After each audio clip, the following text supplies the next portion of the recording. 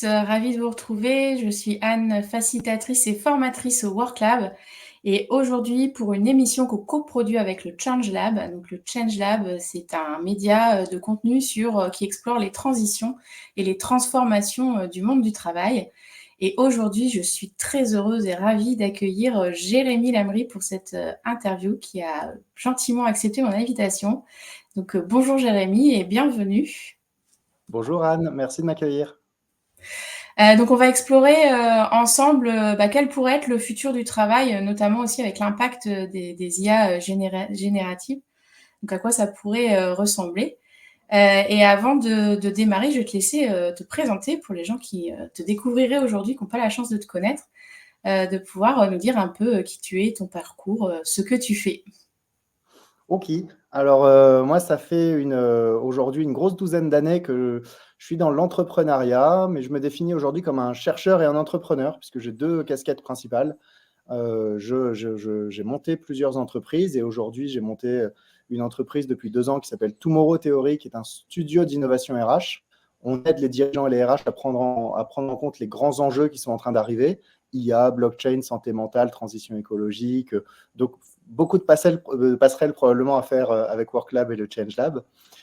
Et à côté de ça, je suis chercheur en psychologie sociale et je m'intéresse particulièrement au sujet du potentiel humain et donc notamment de tout ce qui peut l'impacter. Et donc, les deux sujets sont extrêmement liés puisque chaque fois que je vais m'intéresser à un sujet, que ce soit la technologie, l'écologie, ce qui m'intéresse, c'est comment ça change notre place dans la société et dans le travail.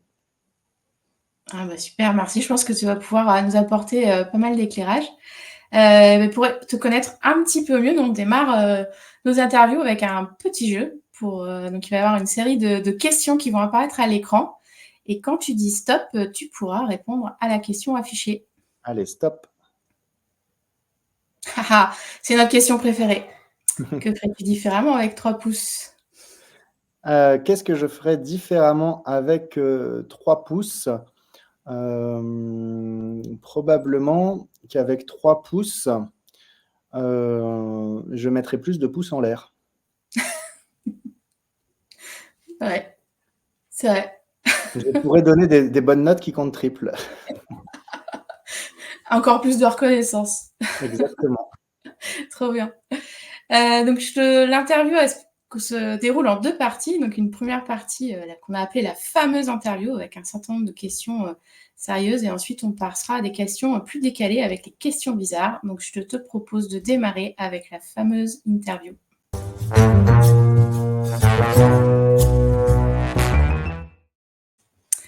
Donc aujourd'hui, on va parler ensemble du futur du travail et on peut se rendre compte qu'en ce moment, les entreprises peuvent faire face à pas mal de difficultés et de défis. Et du coup, ma première question, c'est toi, qu'est-ce que tu observes auprès des organisations, des entreprises avec lesquelles tu collabores? Quels sont les plus grands défis auxquels elles doivent faire face là dans les années à venir, les décennies à venir? Le défi numéro 1 de leur point de vue, c'est l'incertitude. Donc, on a énormément d'enjeux qui arrivent. Là, on parle de l'IA, mais il n'y a pas que l'IA. Il y a la transition écologique, il y a la santé mentale, il y a le besoin de s'adapter au changement avec les soft skills, l'intergénérationnel, l'immigration. Il y a énormément de sujets qui sont en train d'arriver. Mais la réalité, c'est qu'on n'a pas forcément une seule vérité pour chacun de ces sujets. Il y a plein de versions possibles et tout ça est en train de s'entrechoquer. Donc aujourd'hui, en tant que dirigeant et en tant que RH, il faut être capable de gérer de l'incertitude. Et je pense que c'est le pire truc pour l'humain. Se dire, on ne sait pas forcément dans quel sens ça va dans plein de sens possibles et on doit se préparer à ça. Oui, et en plus, ça va très vite. En ce moment, on voit qu'on a des changements qui arrivent très rapidement, très brutalement. Donc, il y a non seulement on ne sait pas, et en plus, il y a cette question de rapidité, qui doit avoir un impact. D'accélération, exactement. C'est-à-dire que la vitesse du changement elle-même accélère. Donc, non seulement le changement va plus vite, mais la vitesse à laquelle le changement s'opère accélère. Et donc, dans ces changements, on va parler des IA génératives. Mais avant de rentrer plus dans le sujet, de quoi on parle quand on parle d'IA générative? Parce qu'on pense tout de suite à ChatGPT, mais peut-être que c'est pas que ça. Donc c'est quoi et de quoi on parle? Quand on parle d'IA générative, déjà, on parle d'IA. Et je pense que c'est vrai que c'est important de recaser l'intelligence artificielle pour ce qu'elle est. C'est une technologie qui vise à simuler et reproduire la manière d'apprendre, de réfléchir et d'interagir d'un être humain. Et ces 3 termes, ils sont importants. Ça vise à simuler la manière d'apprendre, de réfléchir et d'interagir d'un être humain. Donc, autrement dit, chaque fois qu'on met une pièce dans la machine, qu'on finance de la R&D sur l'IA, on va se rapprocher de la manière d'apprendre, de réfléchir et d'interagir des êtres humains.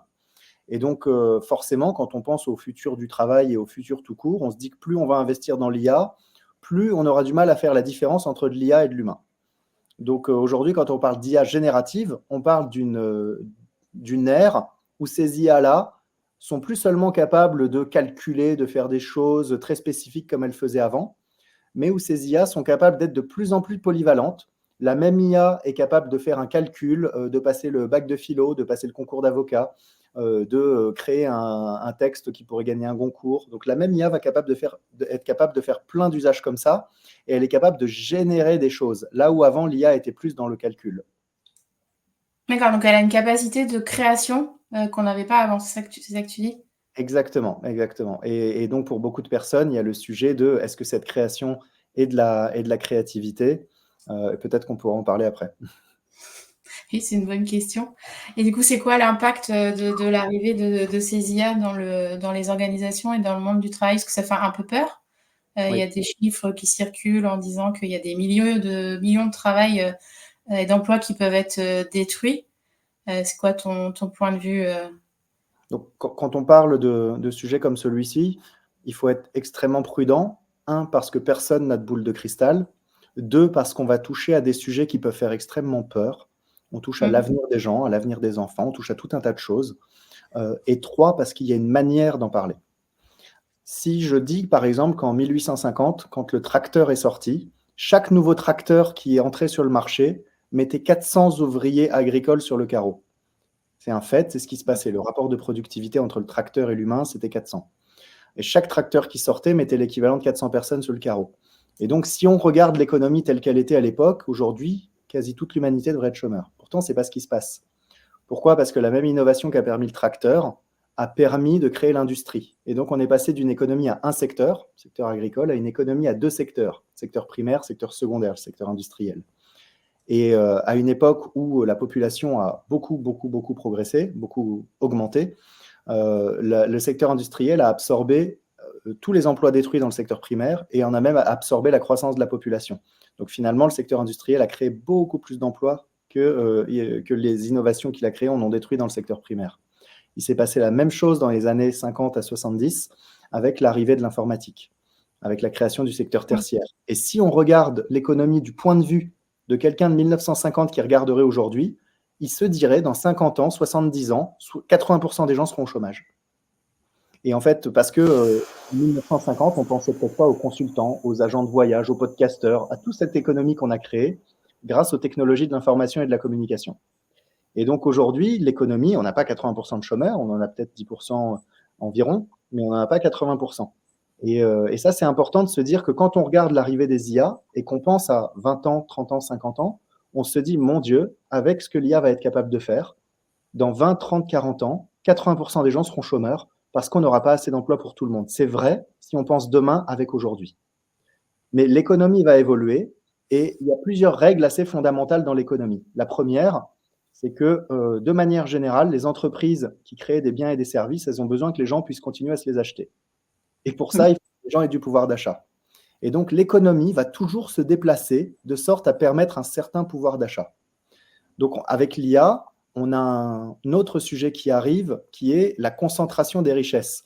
Autrement dit, demain, est-ce que le pouvoir d'achat des gens va être juste tenu au minimum pour que chacun puisse consommer, mais finalement pas plus, et que certains vont devenir extrêmement riches, encore plus riches qu'aujourd'hui? Ça, on n'a pas de réponse là-dessus. Il y a plusieurs modèles de société possibles. Et après, du coup, il va y avoir, mais si on donne de l'argent aux gens, c'est pour faire quoi? Parce qu'on ne va pas juste donner de l'argent comme ça gratuitement, parce que pour ceux qui connaissent un peu l'histoire, ça recréerait l'île de Nauru, qui était une île tellement riche qu'on a demandé aux gens d'arrêter de travailler, on leur a donné des salaires, et ça a créé une société qui est aujourd'hui l'une des plus pauvres et les plus malheureuses au monde. Donc, c'est ça, ils ont arrêté de travailler et au final, ça les a rendus absolument tous déprimés, plus de sens. Obèses, consuméristes, individualistes, énormément de mauvaises choses. Donc, on sait très bien que ce n'est pas la voie à suivre. Mais donc, ça veut dire que dans l'économie qui arrive, on va devoir se poser la question, finalement, ça veut dire quoi travailler demain? Pourquoi je dis ça?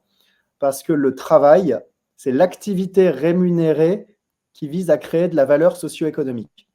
Et donc, en fait, si on veut qu'il y ait toujours de l'emploi demain, l'emploi, c'est le cadre qu'on met sur ce travail. En gros, c'est le cadre qu'on met pour payer quelqu'un pour faire quelque chose. Eh bien, si on veut qu'il y ait toujours de l'emploi demain, il faut changer la définition de ce que veut dire le travail.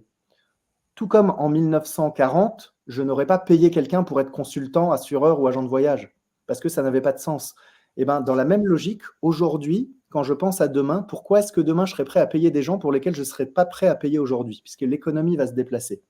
Et cette suite de l'économie, elle est théorisée depuis plus de 50 ans, et c'est ce qu'on appelle le secteur quaternaire. Et c'est une vraie compréhension positive du futur qui se dit l'économie va se déplacer, et bien sûr que les trucs qu'on fait aujourd'hui finiront par être faits par l'IA, mais c'est pas grave, parce que l'économie, elle en a encore sous le pied. Et il y a tout un tas de métiers aujourd'hui, d'activités, pour lesquels il y a un modèle économique qui est assez pauvre.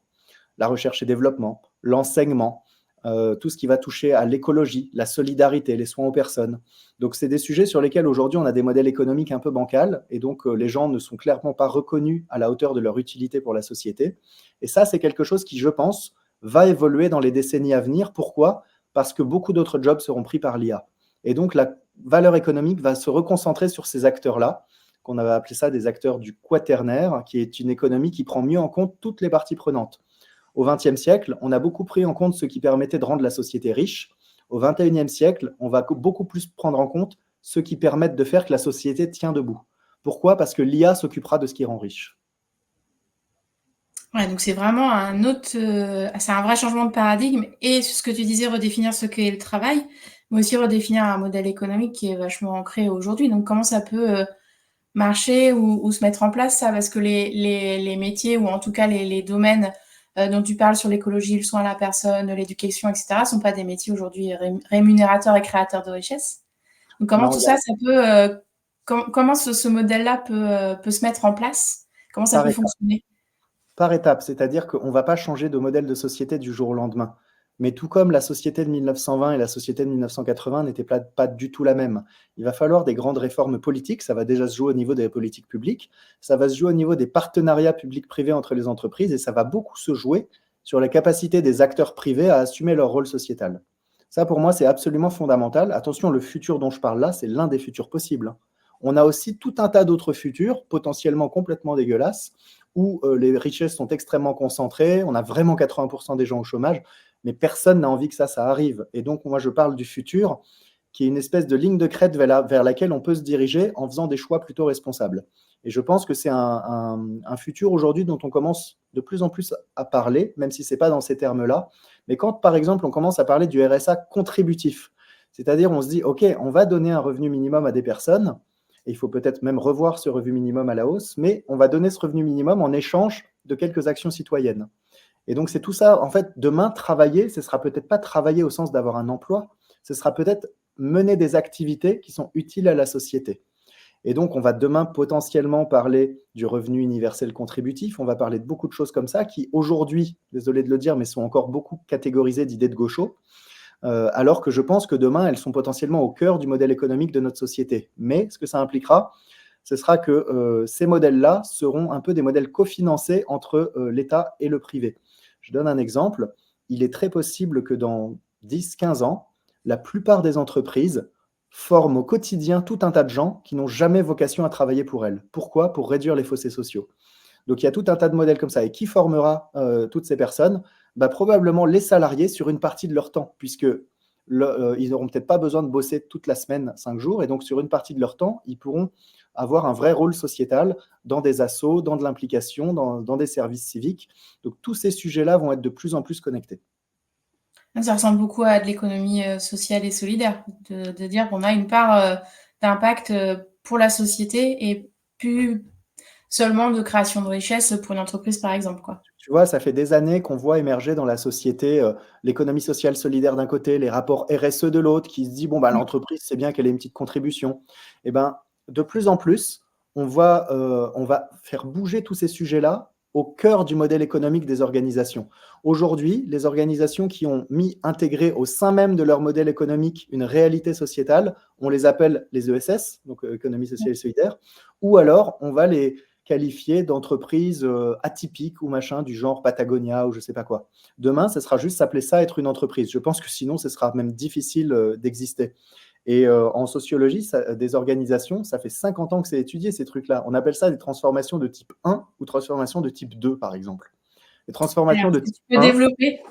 ouais, transformation de type 1, en tant qu'entreprise, je m'intéresse quand même à la responsabilité sociale et environnementale.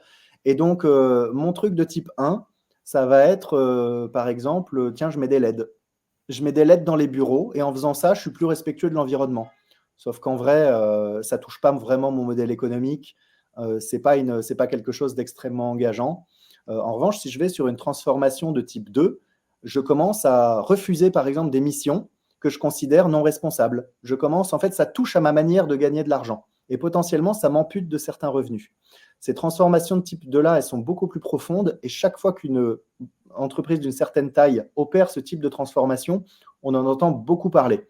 Donc là, je parlais de Patagonia tout à l'heure, mais pendant plusieurs années, on a une grosse boîte française qui a essayé de devenir une entreprise de type 2, Danone, par exemple. On en a beaucoup parlé et Danone n'a pas complètement réussi sa transformation de type 2, mais en transitionnant du type 1 vers le type 2, elle a déjà fait beaucoup plus que la plupart des boîtes qui sont restées bloquées au type 1.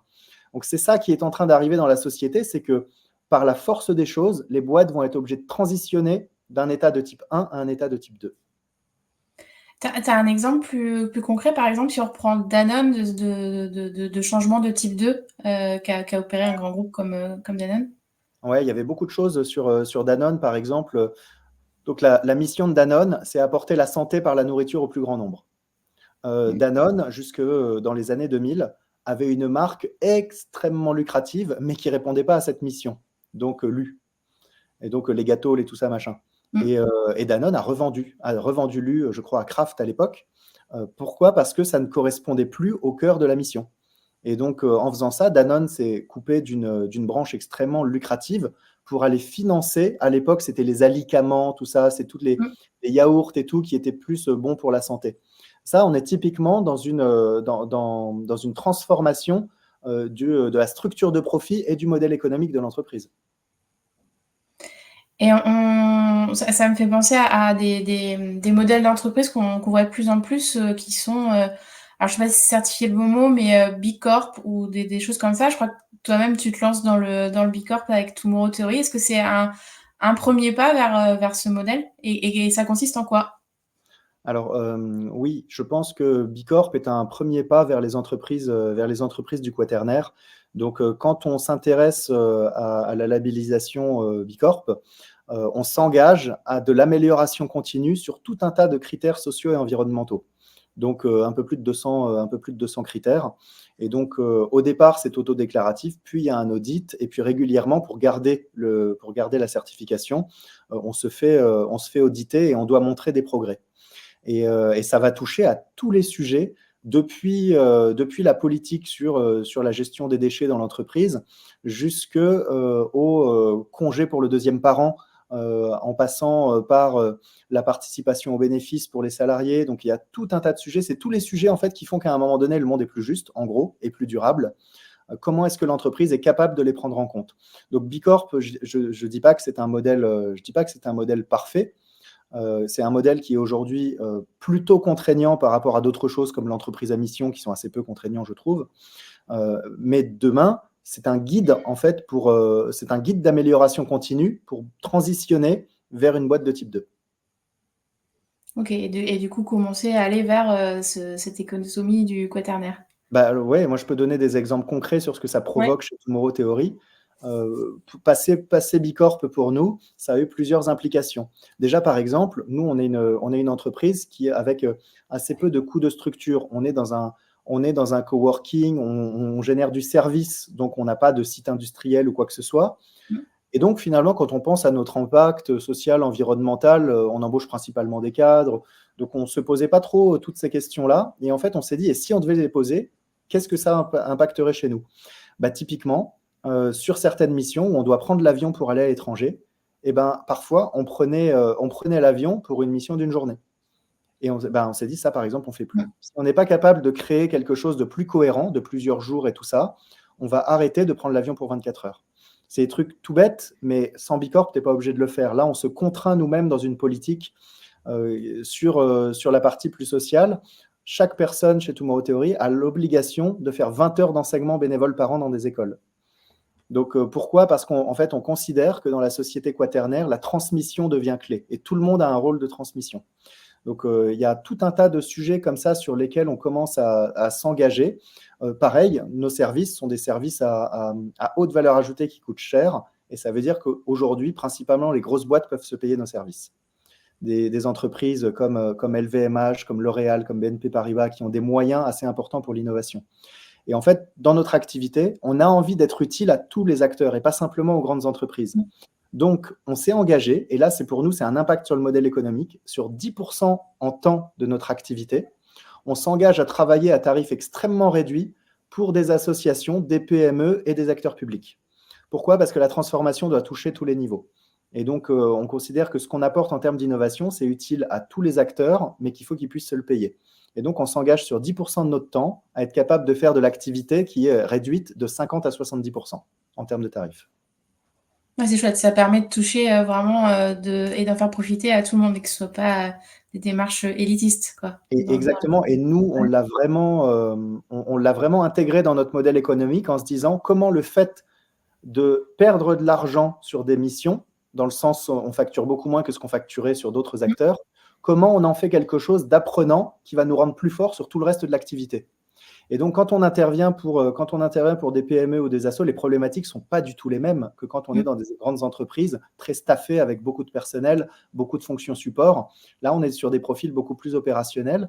Ça nous permet d'entrer plus vite dans le cœur du sujet de comment tout ça, c'est actionnable. Et nous, ça nous permet après de revenir sur les grandes entreprises avec des propositions beaucoup plus actionnables que ce qu'on avait fait au départ. Ouais, avec des résultats plus rapides aussi dans la mise en Exactement. œuvre. Et donc, la clé, c'est toujours ça, c'est se dire, chaque action que je fais pour une raison sociale ou environnementale, comment, en fait, demain, j'en fais un avantage compétitif et pas juste un poids en plus.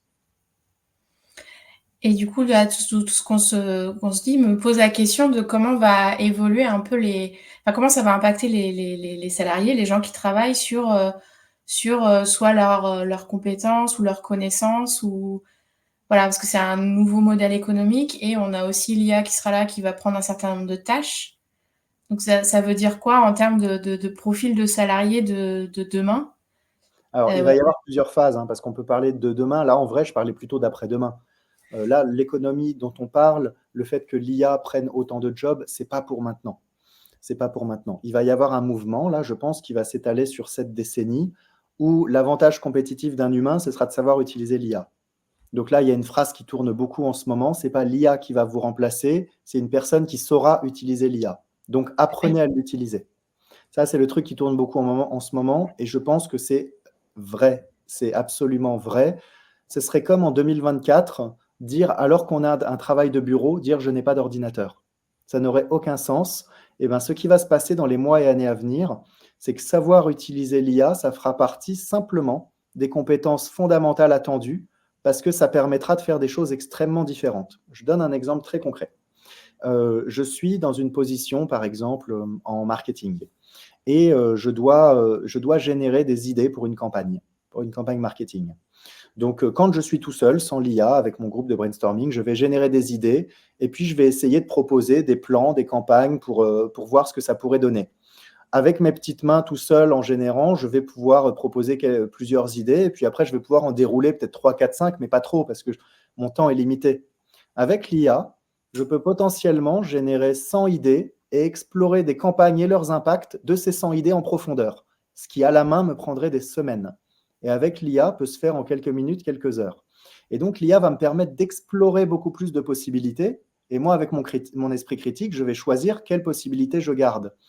Mais demain, ce sera un avantage compétitif énorme de se dire je peux explorer 50, 100 options, aller jusqu'au bout des choses, parce que l'IA est capable de produire à la vitesse de la pensée, et que si j'apprends à bien l'utiliser, je peux bien driver ce qu'elle va faire. Donc, je peux explorer tout un tas d'options, là où à la main, je pourrais en explorer que 2, 3. Ça va faire la différence entre les professionnels de demain. Donc apprendre à s'en servir. Et alors du coup, la question, est-ce que l'IA va être plus créative et faire preuve de plus de créativité qu'un groupe d'humains, ou alors c'est le mix des deux? C'est une question qu'on se pose pas mal, parce qu'on fait aussi pas mal d'ateliers de créativité. Et on se disait, est-ce qu'un atelier de créativité enrichi par l'IA permet d'être plus créatif? J'ai envie de dire, ça dépend qui l'utilise. Une personne qui utilise mal l'IA n'obtiendra pas des bons résultats. Et donc, malheureusement, aujourd'hui, c'est à double sanction. Des personnes qui ont plus d'esprit critique et qui sont plus créatives rendront l'IA encore plus créative. La créativité, et c'est souvent très mal compris, mais la créativité n'est pas le propre de l'être humain. La créativité est une forme de capacité à faire des liens entre des concepts plus ou moins éloignés pour créer des concepts qui n'existaient pas avant. Et ça, en fait, une IA est capable de le faire. Si par exemple, je prends un éléphant et un avion et que je les marie ensemble, je fais un élavion, un avion avec des oreilles d'éléphant, c'est mon exemple préféré. Ça n'existe pas, c'est créé, mais l'IA est très bien capable de faire ça. Et donc, en fait, là, on a du mal à le comprendre, mais un cerveau parfaitement vide ne serait pas capable de créer. La créativité, c'est avant tout la connexion entre des concepts, et simplement, parfois, ces connexions viennent de plus ou moins loin. Et la plupart, chez l'humain, la plupart de ces rapprochements sont inconscients. On n'est pas forcément conscient de quel concept on a connecté pour créer quelque chose, juste ça fait tilt. Et donc, l'IA est capable de faire ça, parce que si on prend juste GPT-4, la dernière version de ChatGPT, on est sur une quantité de connaissances qui prendrait à un humain 26 000 ans à lire. Donc, oui, il y a plus de connaissances, et quand il y a plus de connaissances, potentiellement, on peut faire encore plus de rapprochements. Aujourd'hui, les IA doivent encore s'améliorer sur cette capacité à créer des liens inattendus. Parce que, étant une entité statistique, elle va au contraire proposer les choses les plus attendues. Donc, c'est pour ça aujourd'hui que sa créativité n'est pas forcément la plus incroyable et tout ça. Sincèrement, c'est du paramétrage, de l'entraînement et du réglage. Et là où pour développer ça chez un humain, il faudrait des années, voire des décennies, si on met une IA sur ce sujet-là très précis, en quelques mois, on peut développer l'IA la plus créative du monde. Ok, donc c'est Donc aussi une oui, les question de IA vont capacité d'utilisation, quoi. aujourd'hui, mais petit à petit, les IA elles-mêmes vont s'améliorer pour être utilisables par n'importe qui. Ce qui pour moi, en fait, est aussi bien un avantage qu'un grand danger. Alors, ce serait quoi le danger? Si demain, j'ai plus besoin de me développer personnellement et de m'améliorer pour obtenir des résultats incroyables avec un outil, l'outil fait tout à ma place et moi, je me développe plus. Aujourd'hui, pour bien utiliser l'IA, il faut faire preuve d'esprit critique, il faut déjà avoir des intuitions, de la créativité, il faut savoir collaborer. Et donc aujourd'hui, en fait, plus on va s'être développé soi-même, mieux on peut utiliser l'IA. Demain, avec une IA qui serait capable de s'adapter strictement à n'importe qui, on permettrait de tirer le meilleur de n'importe qui, ce qui est très très bien, mais cette personne n'aurait plus aucun effort à faire pour être bonne. Et donc, c'est-à-dire que sans l'IA, elle ne vaudrait rien. Ouais, donc il faut continuer à apprendre, à essayer, à se tromper par soi-même, Je suis et un, savoir-faire un avant grand de défenseur du potentiel humain. Et je pense que tout le monde a la capacité de se développer, tout le monde a la capacité de développer ses capacités et son potentiel. En revanche, il faut qu'il y ait le contexte et les opportunités pour le faire. Et si demain on vit dans une société où il n'y a plus besoin de le faire pour travailler, ça risque de considérablement réduire le champ d'amélioration des personnes. Ceci dit, c'est un vrai danger parce on est quand même toujours très, très tenté par, aller très vite, avoir des résultats très vite et donc que ce soit lucratif très vite, et donc les IA peuvent accélérer ce phénomène-là. C'est exactement ça. Déjà aujourd'hui, en fait, on se retrouve confronté aux problèmes dans les entreprises parce que la manière dont on nous pousse les IA, la manière dont Microsoft pousse l'IA, la manière dont tous les gros acteurs poussent l'IA, c'est un usage productif. Mmh. Et le meilleur exemple de ça, c'est quand on va dire, bon, bah voilà, j'ai un problème à résoudre. On va à l'IA, on va voir l'IA, on dit, j'ai tel problème, propose-moi des solutions. Usage productif, c'est-à-dire je veux que l'IA réfléchisse à ma place et me fasse gagner du temps. Mais en fait, avec exactement le même outil, on pourrait avoir une approche qui nous développe, nous, ce qu'on appelle un usage réflexif. On pourrait dire à l'IA, voilà mon problème, quelles sont les questions que je dois me poser pour trouver la solution? Et d'un coup, paf, c'est le même outil, mais au lieu de faire quelque chose, au lieu d'utiliser un outil qui va penser à notre place et finalement à qui on va sous-traiter la solution, là, on lui dit juste, sois mon coach et aide-moi à être meilleur. Et ça change tout. C'est ce qu'on Ah, je vais appelle essayer. l'usage réflexif. Moi, aujourd'hui, je pense que j'utilise les IA 4 à 6 heures par jour, suivant les jours. Les 2 tiers de mon temps, c'est pour cet usage réflexif. Je demande à l'IA de m'aider à devenir meilleur, de m'aider à mieux réfléchir. Et donc, j'utilise l'IA pour mieux structurer mes raisonnements et non pas juste pour gagner du temps. Ouais, et juste avoir la solution. Voilà, parce que en fait, sinon, je deviens presque incompétent sans l'IA et c'est pas du tout ce que je veux. Et justement, avec l'IA, il n'y a pas un risque aussi de laisser des gens un peu au bord du chemin, parce qu'on a déjà de l'électronisme et des gens qui soit n'ont pas accès, soit énormément de difficultés avec tout ce qui est digital. Est-ce qu'il n'y a pas un risque aussi que ça s'amplifie et monstrueux. qu'on perde une partie de la population, ou en tout cas des capacités de travail Oui, du c'est fait pas de que l'usage de c'est l'IA? pas que l'IA, hein, c'est toutes les innovations qui vont arriver dans les prochaines années, toutes les crises qui vont se multiplier. En fait, elles ne vont faire qu'augmenter tous les fossés. Et quand on parle des fossés, on peut parler des fossés entre la ville et la campagne, les fossés entre les riches et les pauvres, les fossés entre les jeunes et les moins jeunes. En fait, tous les fossés possibles vont être de plus en plus amplifiés.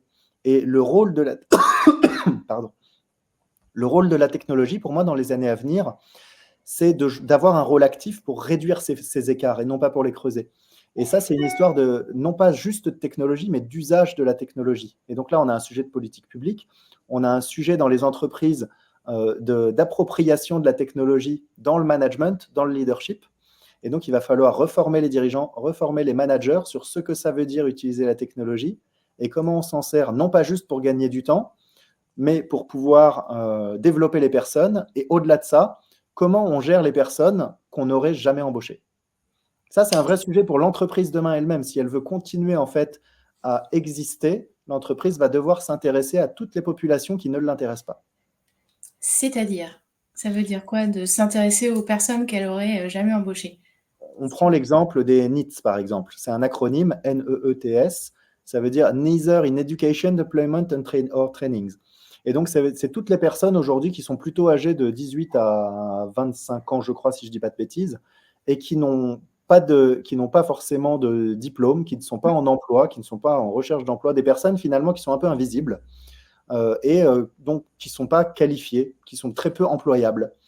Et ben, toutes ces personnes-là, en France, si j'enlève les jeunes diplômés qui sont dans leur phase où ils sont en recherche de boulot, on a plus d'1 million de personnes, au minimum, qui sont dans cette situation-là en France. Plus d'1 million de personnes. C'est Plus d'1 énorme. million de personnes qui n'intéressent pas les entreprises sur leur marque employeur, par exemple. Mm. Et ben, demain, les entreprises vont devoir s'intéresser à ces populations-là pour les ramener dans l'emploi.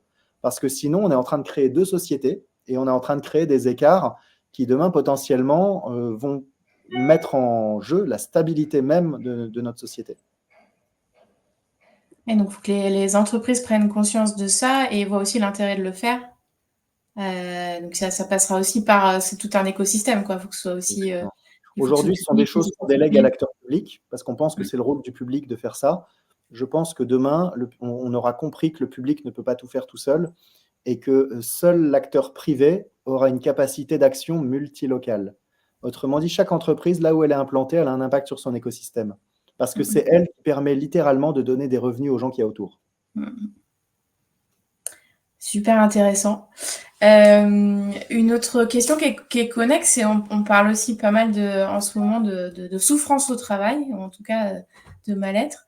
Avec l'IA et cette projection vers l'économie du quaternel, c'est quoi la place du bien-être au travail? Il y a un vrai enjeu qui a, je pense, explosé avec le Covid. En France, je prends l'exemple de la France parce qu'il y a d'autres pays où c'est différent, mais en France, avant le Covid, il n'était pas du tout envisageable pour une entreprise de financer une thérapie à un collaborateur. Ou alors c'était très, très, très marginal. Depuis le Covid, on a vu des plateformes arriver qui permettent de choisir son psy et c'est payé par la boîte. Il y a plein de trucs qui arrivent comme ça. Donc tout ce qui va être thérapie, coaching, sont des démarches aujourd'hui dont on se dit oui, ça fait partie de la sphère privée. Néanmoins, en tant qu'entreprise, on ne peut plus ignorer que ça a un impact aussi bien dans le privé que dans le monde professionnel. Et donc, en fait, on doit respecter la vie privée des collaborateurs, mais pour autant, on doit pouvoir les aider à mieux vivre leur vie. Et ça, c'est des choses qui sont en train de, c'est des enjeux qui sont en train d'arriver. Et je pense qu'on a encore, en France notamment, un petit progrès, une petite évolution à faire sur le rapport à la thérapie, par exemple. Et là, en fait, c'est un peu une réponse indirecte par rapport à ce que tu me demandes. Mais en France, par exemple, quand quelqu'un te dit « Ah, je fais une thérapie », bah, en fait, très souvent, les gens ne le disent pas aux gens qui ne connaissent pas bien. Parce qu'en France, le sujet de la thérapie est tabou. Le sujet du coaching, même parfois, est un peu tabou. Énormément de dirigeants se font coacher, très peu en parlent. Et on a culturellement une vraie évolution à faire dans notre société sur tout ce qui nous permet de mieux vivre notre vie, et notamment la thérapie, le coaching. Après, attention, là, je parle de démarches d'accompagnement, mais il y a tout un tas d'autres démarches sur l'équilibre vie pro, vie privée, sur le sport, l'alimentation, l'hygiène de vie. Il y a énormément d'aspects qui vont permettre le bien-être in fine. Mais globalement, très très souvent, tous ces sujets partent d'un mal-être qui va nécessiter un accompagnement probablement. Et donc l'entreprise aujourd'hui commence à être un peu plus consciente et active de ça. Il reste encore maintenant quelques verrous culturels à débloquer dans notre société pour faire de tout ça des objets normaux de développement personnel et professionnel. Par exemple, dans certains cercles de dirigeants qui sont très, très intéressés par le développement personnel, on dit que les limites d'une entreprise sont directement déterminées par les limites du développement personnel du dirigeant. Moi, c'est quelque chose auquel je crois beaucoup. Et je pense que ça se reflète à tous les étages de l'organisation. Ouais, c'est intéressant. C'est pas faux. Je pourrais te rejoindre aussi sur cette phrase-là. Après, dans le bien-être, tu as parlé beaucoup de parler bien-être personnel et de développement personnel. Donc, il y a une part dans le bien-être qui est bien évidemment complètement individuelle et qui est propre à la personne, mais il y a aussi des conditions de travail qui peuvent influencer sur ce bien-être et des modèles d'organisation notamment, etc. Comment tu vois l'évolution du monde du travail là-dessus pour impacter ce bien-être de façon positive. Même si la responsabilité reste à la personne. L'entreprise a quand même sa part à jouer au-delà d'offrir du développement personnel. Alors en fait, tu as complètement raison, hein, mais c'est pour moi, je sépare les deux aspects parce que tous les facteurs du travail, pour moi, sont simplement en fait des obligations qui sont aujourd'hui plus ou moins bien gérées, mais sont déjà des obligations. On est moins sur des aspects culturels. Par exemple, permettre un lieu de travail qui assure la sécurité psychologique, c'est la base, normalement. C'est ce qu'explique le code du travail. Il ne l'explique pas exactement avec ces mots-là, mais il devrait peut-être. Et donc, que ce soit les outils qu'on utilise, le lieu dans lequel on travaille, les compétences qu'on fournit à ses collaborateurs, les processus, et même derrière la manière dont on valorise ou sanctionne certains comportements, tout ça, ça va faire partie en fait des éléments qui permettent de créer de la sécurité psychologique, tous les facteurs de la sécurité psychologique. Et ça, pour moi, c'est-à-dire que c'est un autre sujet que l'accompagnement individuel des collaborateurs. Mais tout ça, c'est des sujets qui, pour moi, sont un peu la base du système, quoi. Si on ne fait pas ça, ça ne sert à rien d'aller payer un coaching. Mais qui ne sont pas encore complètement en place partout. Non, bien sûr. Et là, ça touche à énormément de sujets, hein. Déjà, une fait qu'une entreprise, ce n'est pas une entité, c'est un ensemble d'équipes. Et que même si des choses sont très bien faites dans certaines équipes, ça va l'être moins dans d'autres. Parce que ça reste une affaire d'humain à la fin de la journée. C'est bien d'avoir toutes les politiques qu'on veut en place si un manager décide autrement et si un manager se comporte pas comme il faut, ou si dans une équipe, un collaborateur va être toxique pour ses collègues.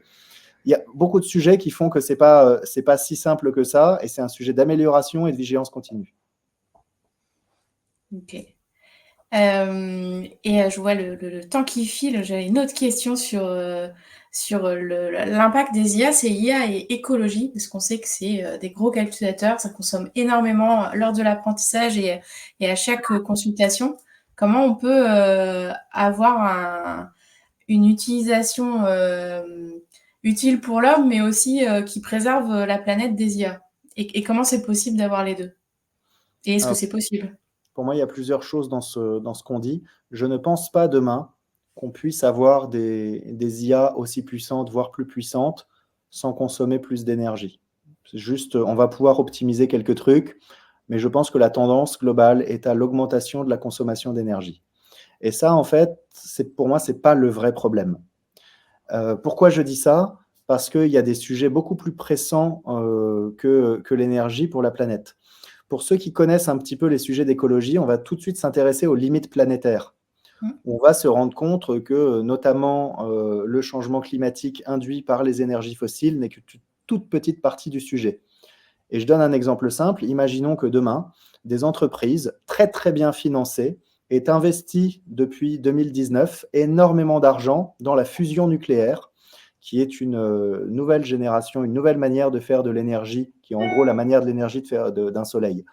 Donc, et que cette fusion nucléaire, à l'approche de la fin de la décennie, soit possible, une énergie complètement propre, qui ne génère pas de déchets, une énergie beaucoup plus abondante que ce qu'on a avec les énergies fossiles ou le nucléaire classique. Et donc, paf, d'un coup, on n'aurait plus de problème d'énergie. Pour autant, on serait toujours bien dans la merde, parce que derrière, on serait toujours en train d'acidifier les océans, on serait toujours en train de réduire la quantité de matériaux précieux disponibles, on serait toujours en train d'aggraver l'occupation des sols. Donc, il y a tout un tas de sujets qui ne touchent pas forcément à l'énergie et qui sont bien plus importants. Et je pense que quand on s'intéresse en tout premier à l'énergie, on joue le jeu des technosolutionnistes qui pensent que la technologie a réponse à tout et qui vont rapidement nous dire, vous voyez, il n'y a plus de problème d'énergie, donc il n'y a pas de problème. Et donc, je pense en fait qu'il faut regarder l'énergie, bien sûr, mais je pense que le sujet de l'énergie finira probablement par être résolu et que pour autant, les vrais problèmes derrière, eux, ne seront pas résolus. Donc, l'IA va probablement consommer plus d'énergie. Cette énergie trouvera probablement des sources plus abondantes avec la fusion nucléaire. Pour autant, on aura tout un tas d'autres sujets sur les limites planétaires. Et à côté de ça, il va y avoir un sujet d'usage. Si on utilise demain l'IA abondamment pour s'intéresser aux grands problèmes de l'humanité, eh ben alors l'IA sera utile. Si on utilise l'IA pour tout sauf ça, alors l'IA va nous détourner des vraies causes, et donc l'IA n'est pas un investissement dans l'avenir, c'est une dépense. Ok, merci pour cette réponse très complète. Une dernière question avant de passer aux questions bizarres. Si tu nous racontais, on est en 2040, comment ça se passe, une semaine type d'un salarié en France? Alors, aujourd'hui, on n'a pas de boule de cristal et surtout, il n'y a pas un seul futur possible. Donc, merci de parler de 2040 et du futur parce que c'est précisément le focus pour lequel on a créé Tomorrow Theory. À quoi est-ce qu'on veut que le monde ressemble en 2040? C'est pour ça qu'on a vraiment au départ qu'on a créé Tomorrow Theory. Et quand on regarde un petit peu les travaux de prospective sur les 50 dernières années, on se rend compte qu'on a 5 grands scénarios possibles pour le futur, 5 grandes catégories de futur. Il y a l'effondrement, le premier, un peu tristoun, c'est-à-dire qu'on prend un mur et paf, la société se disloque. Et donc, pour plein de raisons, hein, on peut imaginer la guerre nucléaire, la guerre civile, simplement l'effondrement des systèmes, tout un tas de choses. Donc ça, c'est un des futurs possibles. Donc, c'est-à-dire qu'en 2040, dans ce futur-là, on ne travaille plus. Ouais, on survit et voilà, on n'aime pas trop. On survit, on fait au mieux. On n'aime pas trop. Il y a un autre futur où on ne s'effondre pas, mais pourtant qui est un futur pas top qui s'appelle la dystopie. Dans ce futur-là, les inégalités sont exacerbées. Les très riches sont toujours plus riches. La technologie a pris encore plus de place. On a mis des puces dans le cerveau des gens. Et grosso modo, limite, pour ne pas avoir de puces dans le cerveau, il faut être riche pour payer et pas se faire implanter une puce. Donc, c'est un peu les scénarios qu'on voit dans les Black Mirror, les machins, tout ça. De science-fiction, on se dit on n'a pas envie de ça. C'est un futur possible aussi. Si on laisse faire beaucoup de choses qui sont en train d'arriver en ce moment, notamment autour du transhumanisme, autour du technosolutionnisme, alors on se dirige vers la dystopie. Il y a un autre scénario, après un petit peu plus positif, qui est le néo-humanisme. Dans le néo-humanisme, en fait, on a sincèrement essayé de s'adresser aux grands sujets dans la société et on considère que la technologie peut aider à résoudre certains de ces sujets. Pas tout, mais en tout cas, on a une approche assez pragmatique. Et donc, c'est un futur qui serait un petit peu une extension d'aujourd'hui, mais ni très positive, ni très négative, juste où on essaye d'améliorer au mieux ce qui nous arrive. On essaye de gérer au mieux et avec plus de pensée long terme. Donc là, dans un monde comme ça, en 2040, on pourrait imaginer des villes décarbonées, beaucoup plus végétales, avec beaucoup moins de problèmes, par exemple, sur la santé, mais aussi des lieux de travail beaucoup plus cohérents, où il n'y a pas autant besoin de transport, de déplacement, de bouchons, où tous les grands sujets du quotidien sont un peu mieux gérés. Donc, et les inégalités commencent à être réduites sur tout un tas de sujets. Après, il y a 2 autres scénarios qui, eux, vont beaucoup plus loin et qui sont aujourd'hui plus difficiles à croire, mais qui sont possibles. Il y a l'utopie, où là, on se dit, ça y est, grâce soit à une prise de conscience massive, soit grâce à une nouvelle technologie de rupture, on a réussi à régler la plupart des grands problèmes et il y a une prise de conscience de nos dirigeants, publics et privés, pour créer un monde plus égalitaire. Et paf, on se dirige vers un nouveau mode de société. C'est un peu le genre de choses qu'on va retrouver dans Star Trek ou dans des univers comme ça. Et après, le dernier, ça va être la transcendance. Et là, c'est ce qui peut nous arriver. C'est tout le reste possible. Imagine, demain, on rencontre une race extraterrestre qui nous fait progresser d'un coup. On arrive à découvrir des mondes parallèles. On arrive à se connecter à à notre nous le plus profond, ou même on découvre qu'on est une simulation dans un jeu vidéo. Donc tous ces univers-là, en fait, c'est un peu tout le champ des possibles. Et quand on parle aujourd'hui de décrire la journée d'un humain en 2040, on peut soit essayer de tracer la courbe de comment on est aujourd'hui sans rupture, et on y va, et on est plutôt dans le néo-humanisme, ou dans la dystopie. Donc, ou alors on imagine quelques éléments de rupture, et là on peut être dans l'effondrement, ou dans l'utopie, ou potentiellement dans la transcendance. Mais quand on pense le futur, en tout cas, c'est pas juste tracer une courbe, c'est imaginer tout ce qui pourrait altérer la courbe. Eh ben, super intéressant, merci. Désolé, Merci. c'était un peu long, hein, mais là, pour Ah le coup, non, non, c'est très bien, on pourrait continuer encore, je pense, quelques temps, mais il va falloir qu'on arrête. Et je te propose de passer aux questions bizarres. allez.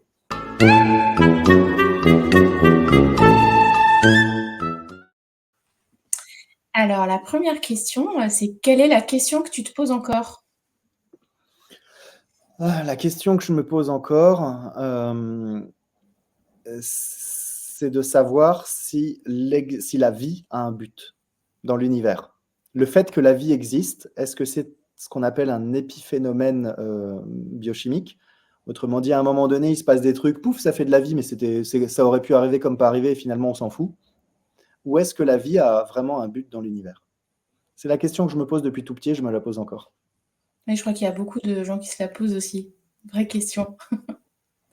Une autre question d'un de personnes qui nous écoutent, de Jean-Pierre, je crois.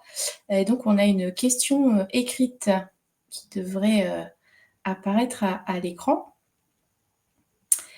Jean-Pierre est des fois un petit peu vénère, donc le quaternaire, on est encore dans le monde des bisounours. Eh Que ben, répondrais-tu au Jean-Pierre? ce que je répondrais à Jean-Pierre, avec toute mon amitié, c'est qu'on a le droit de penser que le futur, c'est de la merde, mais on est prié de ne pas déranger ceux qui ont envie d'un futur meilleur. Et ben voilà, c'est clair. Hommage à tous les Jean-Pierre. Donc de laisser ceux qui ont envie d'essayer, essayer. Exactement, exactement. Peut-être que c'est les bisounours, mais finalement, si on ne croit pas en quelque chose de meilleur, qu'est-ce qu'on crée? On va juste défendre rien du tout ou défendre des futurs dont on ne veut pas? Moi, sincèrement, c'est pas pour ça que je me lève le matin.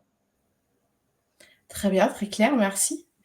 Une autre question, le conseil que tu rêverais de donner, mais que tu n'as jamais osé donner.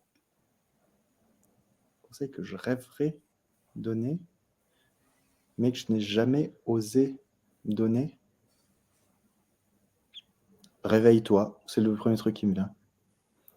Aujourd'hui, en fait, je trouve que moi, en fait, dans ma vie, à un moment donné, j'ai eu l'impression de me réveiller. J'ai beaucoup joué aux jeux vidéo, et dans les jeux vidéo, il y a ce qu'on appelle des PNJ, des personnages non joueurs, qui sont ces petits personnages gérés par le jeu et qui ont des scripts tout faits et qui font juste leur truc toujours de la même manière. Et j'ai eu l'impression, en fait, pendant longtemps d'être un PNJ, et d'un coup, j'ai dit non, je vais prendre le script, je vais prendre mon script en main et essayer quelque chose qui sort du script.